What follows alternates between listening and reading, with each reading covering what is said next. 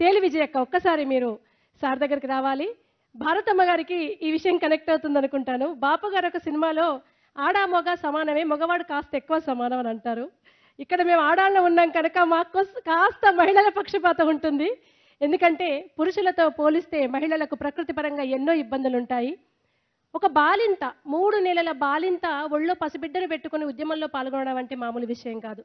ప్రజల కోసం, ప్రజల సమస్యల కోసం పోరాడడం అంటే మామూలు విషయం కాదు.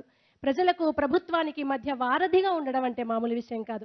అటువంటిది ఒక గ్రామీణ నేపథ్యం నుంచి వచ్చి ఈ చదువులు అంటే సోకాళ్ళు చదువులు కాకుండా ప్రజల మనసుల్ని చదువుకున్న ఒక గాయనిగా 2 రాష్ట్రాల్లో పేరు పొందినటువంటి విజయక్క పాటని ఇందాకే విన్నాము. 2 మాటలు మాట్లాడవలసిందిగా రిక్వెస్ట్ చేస్తున్నాను. ఇక్కడ అసలు అన్నమ్మ కూడా మాట్లాడాలన్న కూడా టెన్షన్గా ఉంది. కానీ ఇంత గొప్ప అవకాశం, ఇంత గొప్ప పండుగకి మాకు ఇక్కడికి అవకాశం కల్పించినందుకు ముఖ్యంగా గౌరవనీయులు శ్రీ ముఖ్యమంత్రి గారి దంపతులు ఇద్దరికీ, భాస్కర్ రావు గారికి, చెల్లెలు కృష్ణ ముఖ్యంగా పట్టుబట్టి ఇక్కడ దాకా రప్పించారు. అందరికీ పేరు పేరున నా కళావందనాలు, ధన్యవాదాలు తెలియజేసుకుంటూ, పాటలు చాలా పాడాలనుంది కానీ ఇప్పుడు పాడచ్చో లేదో తెలియదు. ఒక్క లైన్, ఎందుకంటే సమయాభావం ఎక్కువగా ఉంది. ఇందాక పాడింది చిన్న బిట్, ఒక్క లైన్.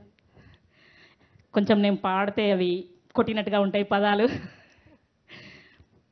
అరే జనం మేలు జగతికెరికే మంచి పనులు చేస్తా అంటే పాయిదైతే ఓర్వలేని ఫాల్తు పార్టీలన్నీ కలిసి సిగ్గు ఎగ్గు లేకుండా సిచ్చు పెట్ట చూస్తాన్రు. ఛే ఇక హఠాన్సు విపక్ష కంపు ఈడ దిగింది జగనన్న గుంపు.